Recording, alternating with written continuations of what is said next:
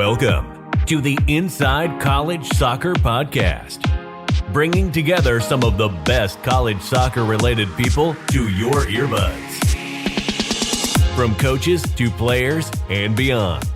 So thank you for tuning in. The Inside College Soccer Podcast is brought to you by Sports Recruiting USA, the college soccer experts. Now, enjoy the show. Well, hi, everybody. This is Don Williams, Sports Recruiting USA, and we've got another great version of our Inside College Soccer podcast. I'm with our guest, Erica Suter.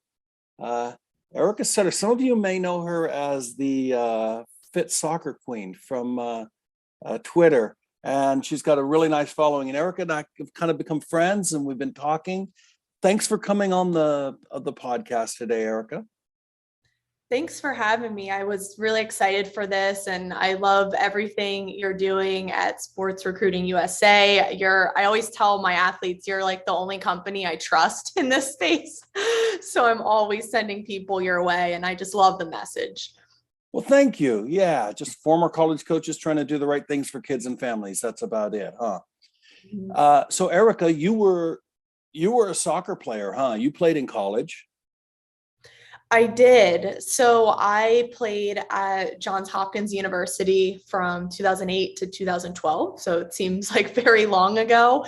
But I started my soccer journey when I was 6 years old in the rec system. And I had stayed in that system until age 13. And then that's when I entered travel. And this was when WAGs was the top league. ODP was the best thing to be on. So I was on that as well. I played for Bethesda Rapids, which they were the top team in the state of Maryland at the time. So that was the travel club that I had decided to go to when I was 13. And up until that point, when I was playing rec, I was just being a kid, and I just really enjoyed soccer. I was having so much fun playing rec that I didn't feel the need to want to hop teams and just like bop around. But also this was a time when there weren't a bunch of travel clubs trying to recruit like 8-year-olds, you know? Right. So I look back and I'm like grateful for that experience. But my parents were just amazing in this process because they like knew that travel clubs existed, but they just saw I was having fun recreationally. And they're like, you know what? She's really enjoying it. She loves her teammates and her coach. So let's just have her ride out this rec thing for a while. And that's what happened. And then when I turned 13, I was the one who said to my parents, okay, I want to reach another level and try out for travel. So it was my decision, and my parents were just really supportive, and they're like, is that what you want? And I was like, absolutely, let's go.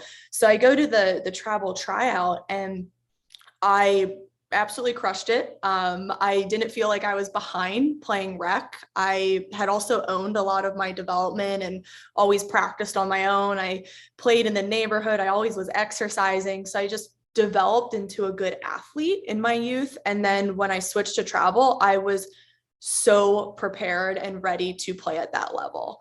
And then all through high school, I played for Bethesda, and then ended up going to Johns Hopkins University and actually turning down several D1 schools in the Big Ten and the ACC. So at that time, people said I was crazy, and I'm sure people today still think I'm a little crazy, but I had an amazing experience at Johns Hopkins.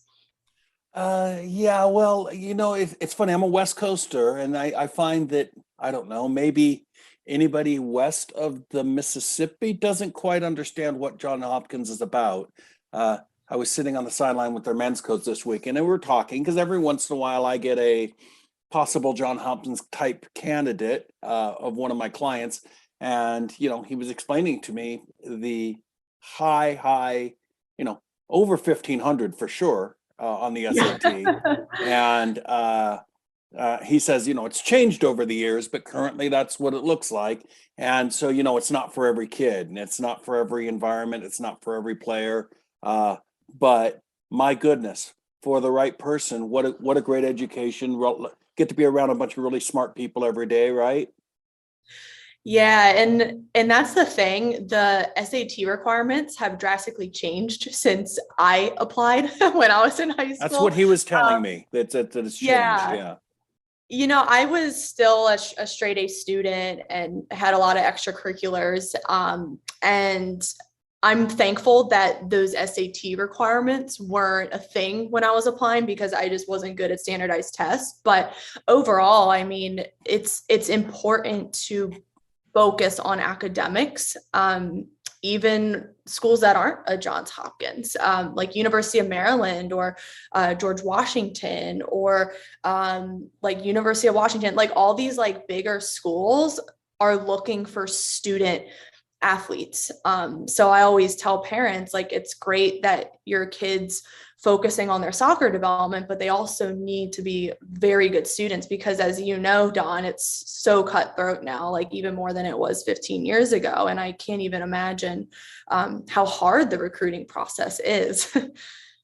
Yeah, no, it is. And so I'm really glad you brought that up because it is important that parents understand that. And it happens very early, doesn't it? We see kids that get behind their freshman year and then it's really hard to catch up.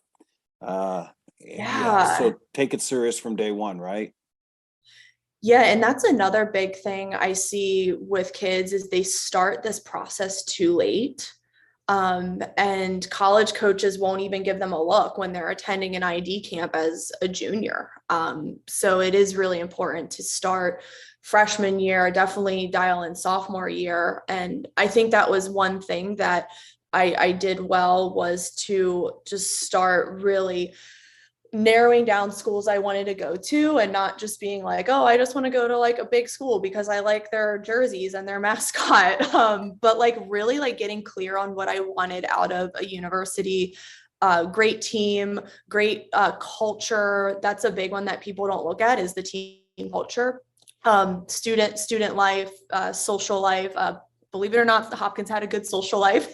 We studied hard, but we also enjoyed ourselves. So just like looking at like all these big rock things that you want out of a university is really important because worst case, maybe you get injured in your college soccer career. Would you still love that school if you're sidelined? And I don't, I hate to like get worst case scenario, but people should be considering other things besides soccer.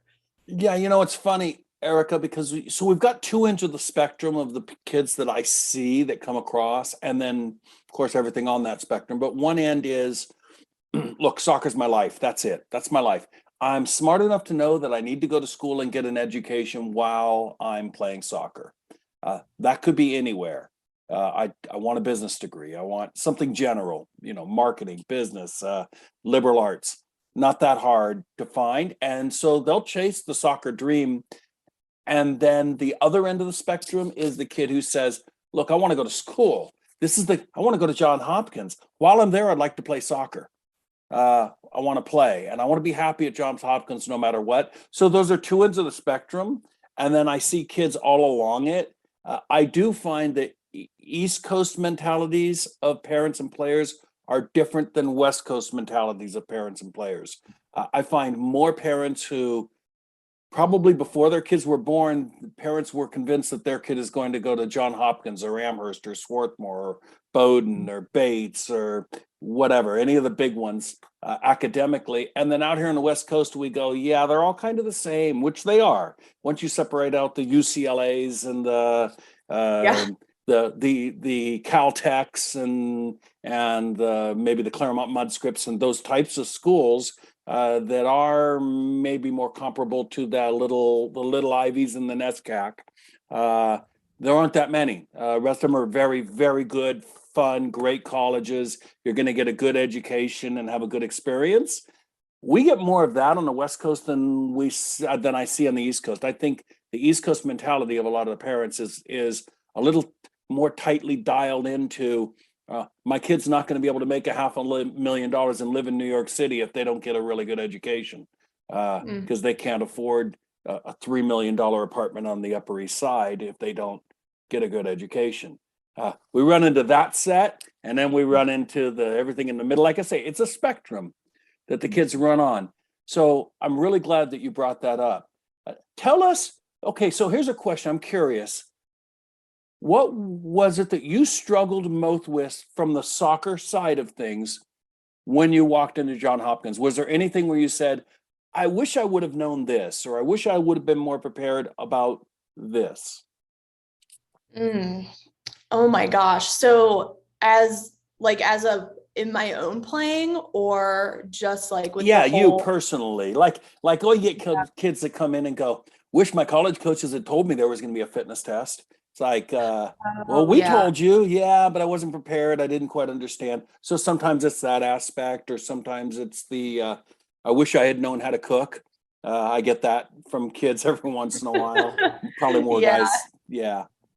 Is there anything that you struggled with that you wish that you'd have been more, or that you noticed that teammates were struggling with? Yeah.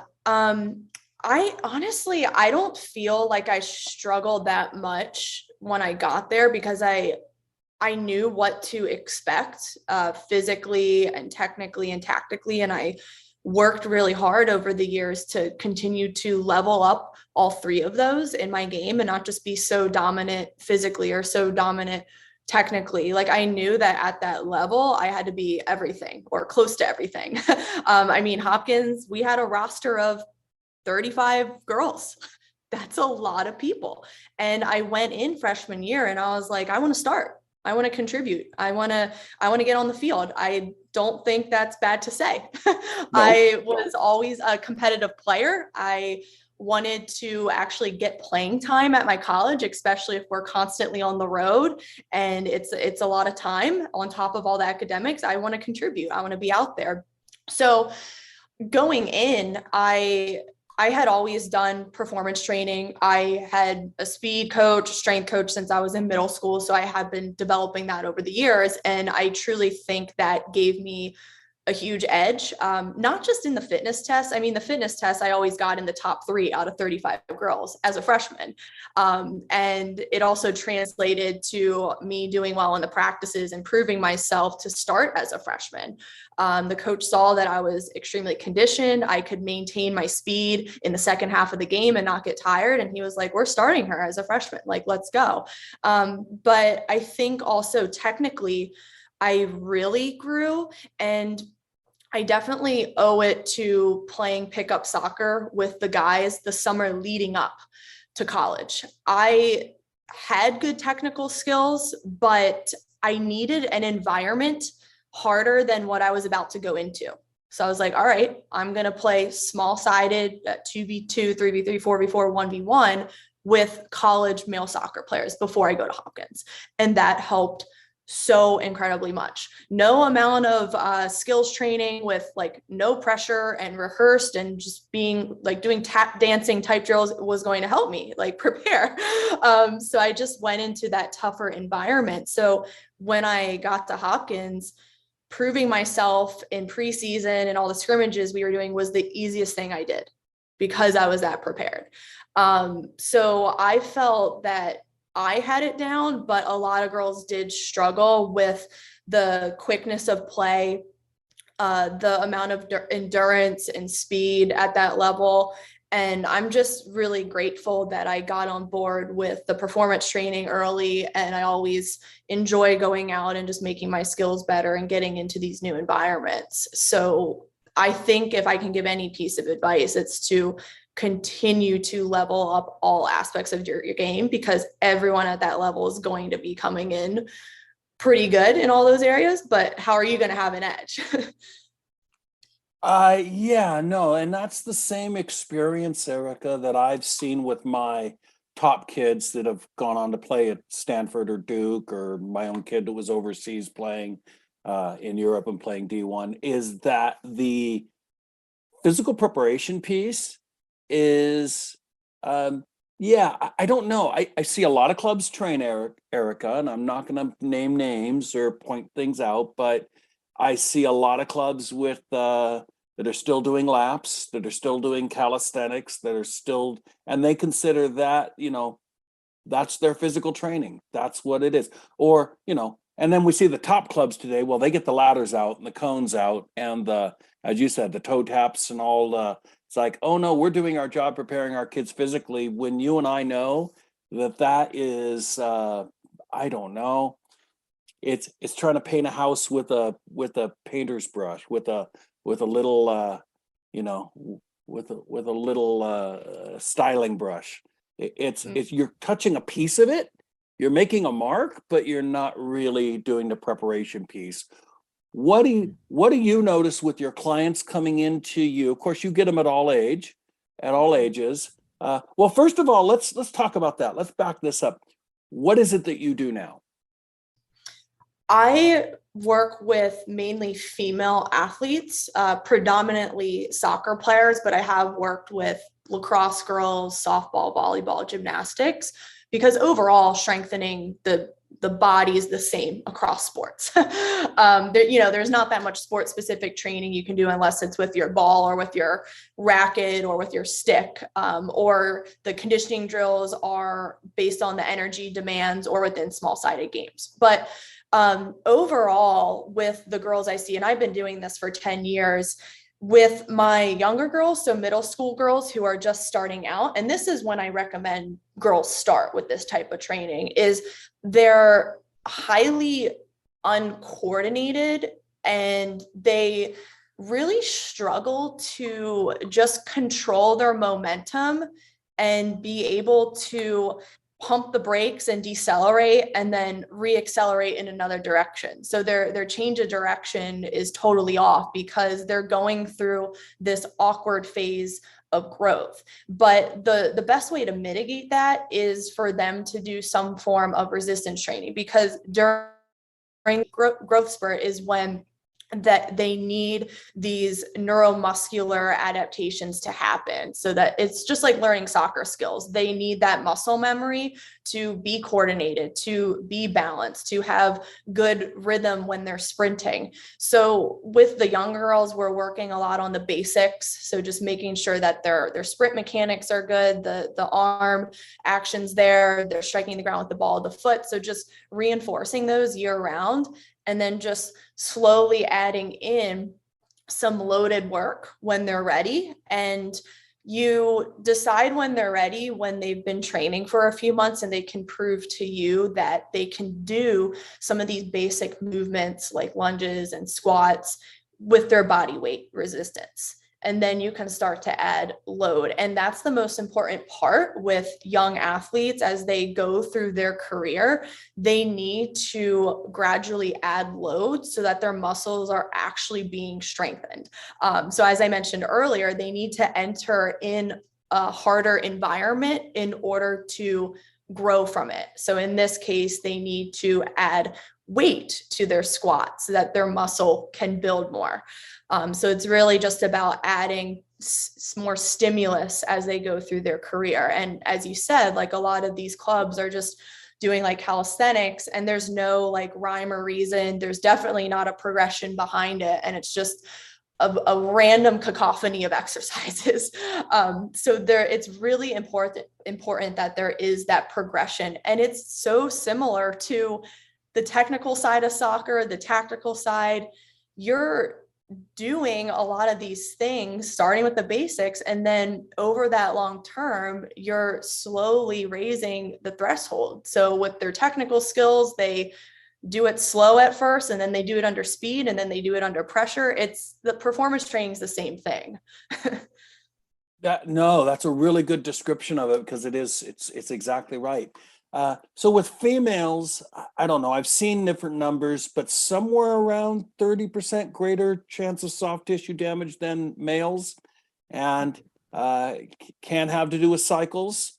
But the fact is that females, I think in general, and you can see them on the field. You can see them where you go, oh, legs look a little soft. I'm concerned. There's no muscular development at 17, 18 years old that you can see. You can't, and not that having telephone pole legs is a be all end all to solving things, because pro female athletes have ACL issues too, as well as male athletes.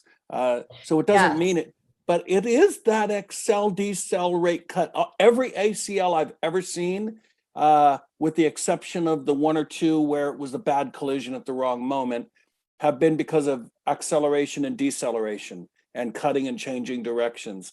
And it's just a give out. It's instant. And I'm really glad that you're addressing that, because it's something that I don't see a lot of clubs addressing. And as I always tell people, if you want to get to the next level as a soccer player, it's about change of pace. That's the difference maker. When I go out to these tournaments, Erica, all the players look about the same change of pace and about the same running ability and about the same speed. Some kids, it takes 20 yards to get up to speed. Other kids can do it in 2 yards. And since we deal with a sport where the average sprint is about 17, 18 yards, on the long end,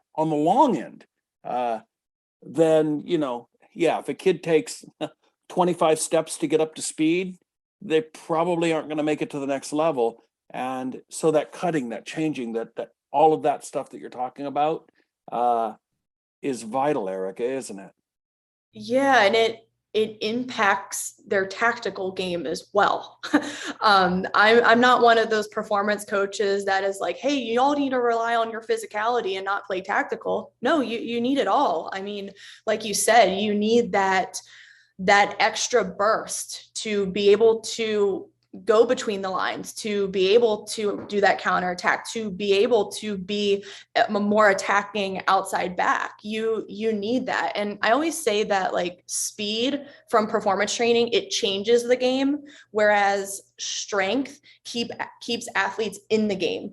So the more they have strength in their muscles when they're doing a high velocity movement, like pumping the brakes and changing direction, their bones and joints are not getting those forces, but their muscles are. So their bones and joints are more safeguarded from those forces. So with soccer players especially, they need strength and speed. I'm very slow nowadays to program conditioning, because most of the girls I work with are already conditioned because they're ticking that box in their practices, and they're on very high level teams. Their coaches do a great job of making sure practices are moderate to intense with their small sided games. So they're getting their conditioning. But the two things that most soccer players miss, boys and girls, are speed and strength. Yeah. Are there specific, have you noticed any muscle sets that kids have where it's like, yeah, a lot of kids are really weak in the hip flexors, or a lot of kids are really weak in the hamstrings, and this is causing an imbalance issue? What have you noticed? All around for both boys and girls soccer players, definitely hamstring weakness, and also foot, ankles, calves. They lack the strength in their foot, their feet and calves, but also like the mobility in their ankles, and that plays a big role in good change of direction. And also just overall postural weakness. I always say that most like adolescent soccer players have that typical like head forward, shoulders like slouched over posture. And that just causes a whole storm within their lower extremity. So it could cause the hip flexors to be tight, and that limits their stride length, which decreases their speed. It could also cause their quadriceps to be more dominant, so that when they're doing a deceleration, they're not getting their hamstrings and their glutes involved, which makes the knee unstable. And then the hamstrings aren't doing their job when they're running a sprint. And a lot of hamstring strains come from athletes being weak in the hamstrings, but also not getting in their over 30-meter sprints. And that's due because coaches don't do over 30-meter sprint work at practices because it's in that small-sided game setting. So yeah, those are the most common issues I see with soccer players. A lot of feet issues, because the cleats of today are very restrictive.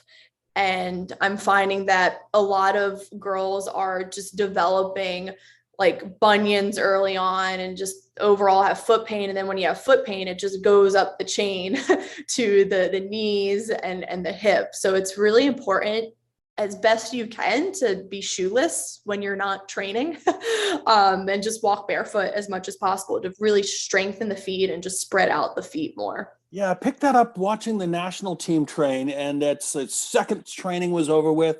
Shoes went off, and all the cool down was done barefoot on the floor. Don't know if it's still true, but they banned flip flops. They didn't want the thong effect, but slide. One of the kids in sliders as quick as they could, that type of thing.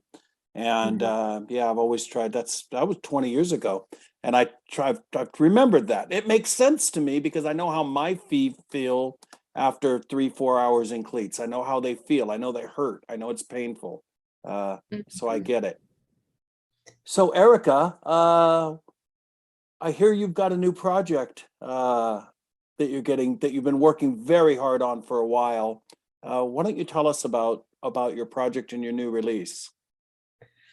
I'm really excited to talk about this. So this has been a year-long project, and I just came out with a paperback book called The Strong Female Athlete, a guide to reduce injury, improve performance, and increase confidence.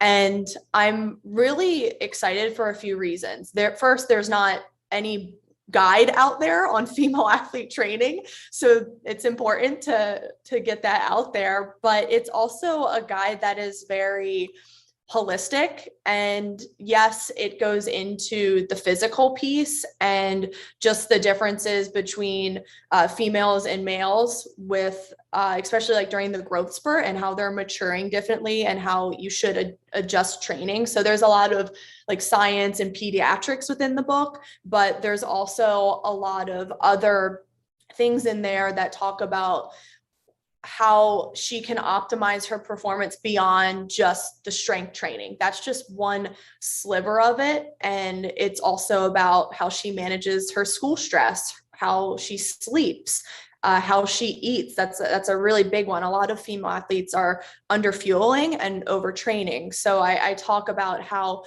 it impacts their risk for injury if they're not looking at all these other pieces. Because in the past 10 years, I've seen, and this was earlier on when I was coaching, but I saw a lot of my strongest girls still suffering injuries, and I had to dive a little bit deeper as to why.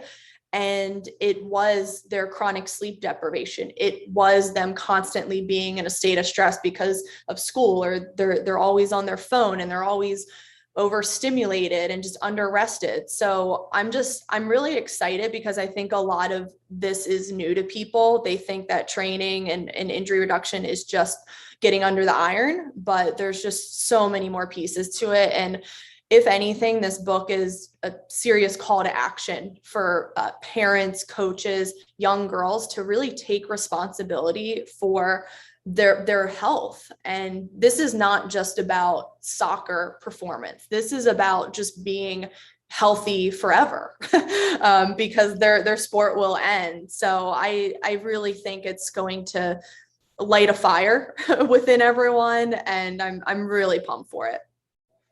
Well, before we go, I want to definitely let everybody know where they can get a copy of your new book. Yeah, I'm glad you're touching on the nutrition piece too, and the sleep piece, because those are, I notice with college athletes, those are two of the major bugaboos that I come across. And I know when I was a coach, we'd have to have kids over to our home just to teach them how to cook and what nutrition in a meal looks like. And I know with all of our clients, I even hand out a plant-based protein chart to them.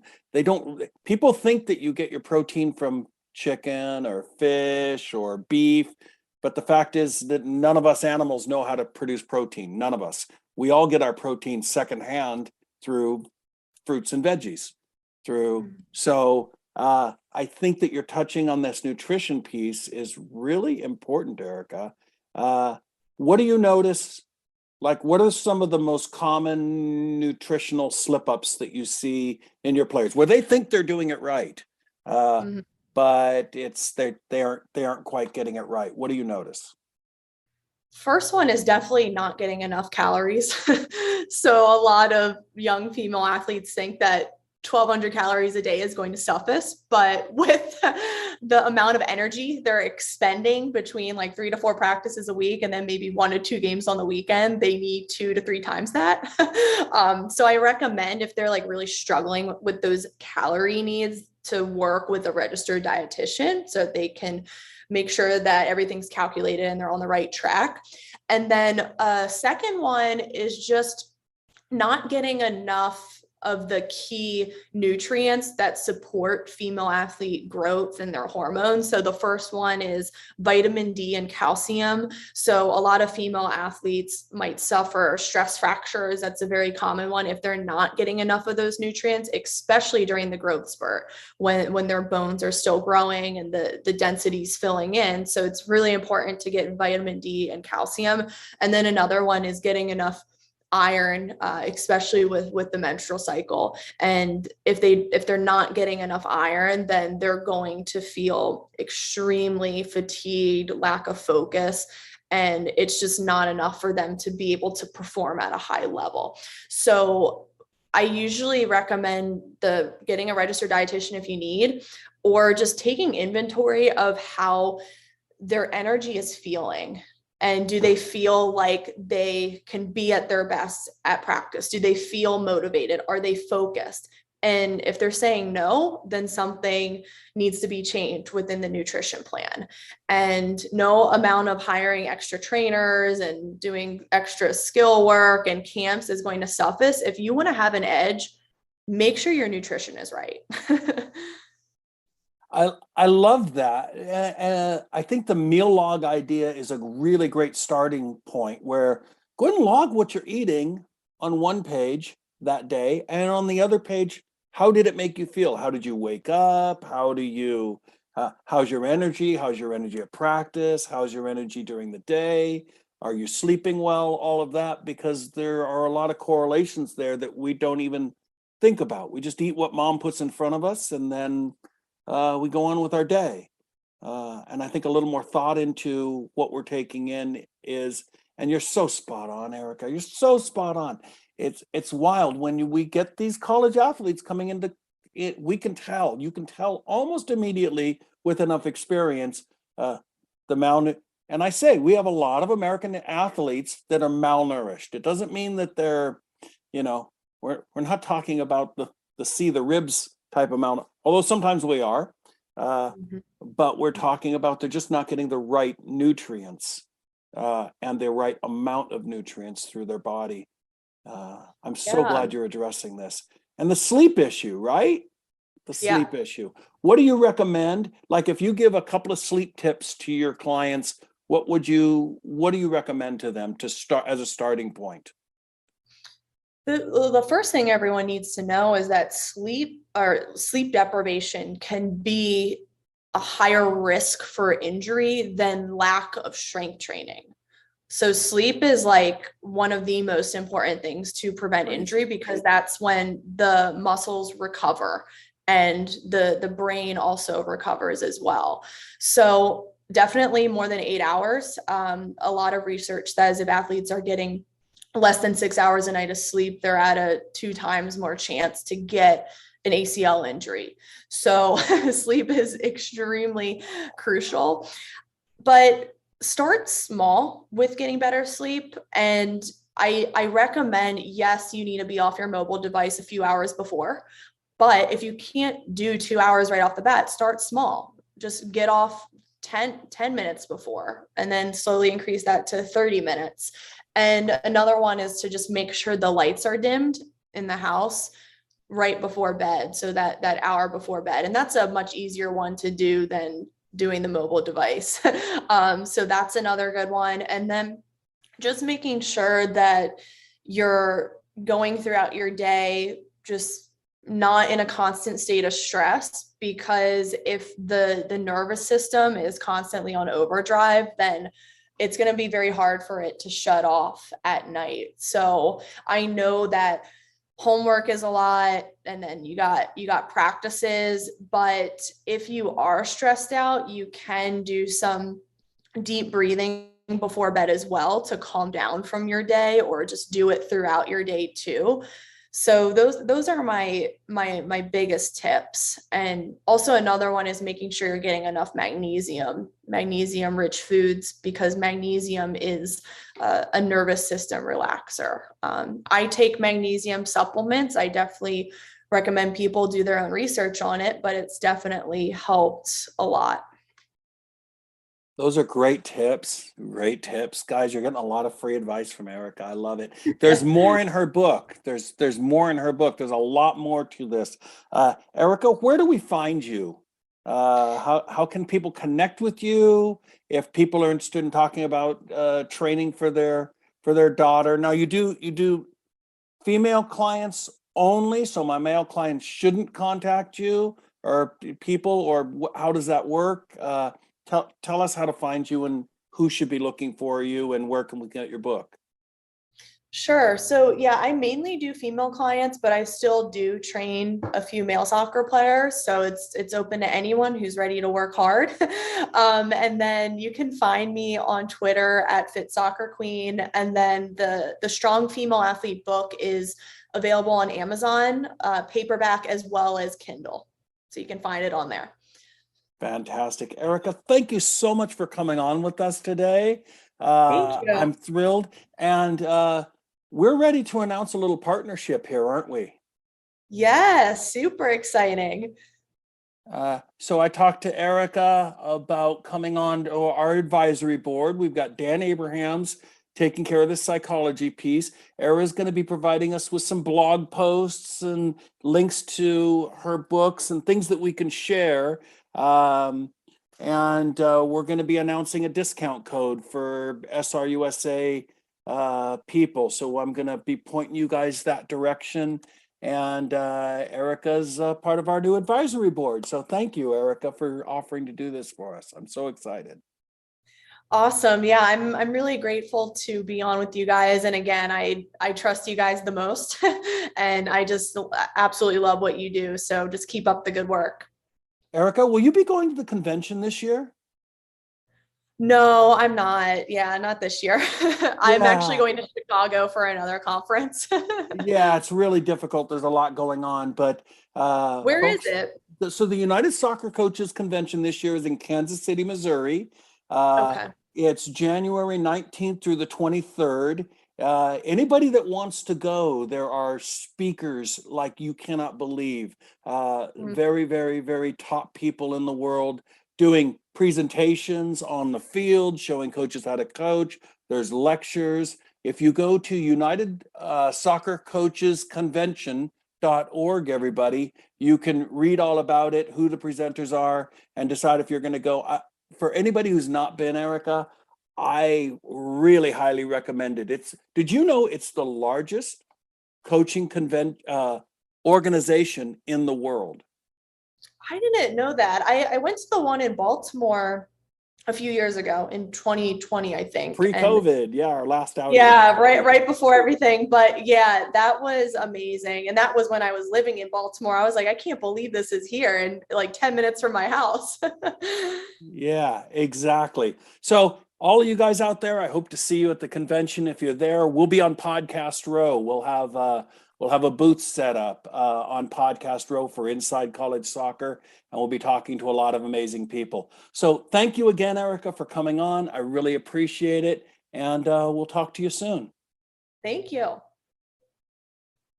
Okay, I'm going to stop the recording.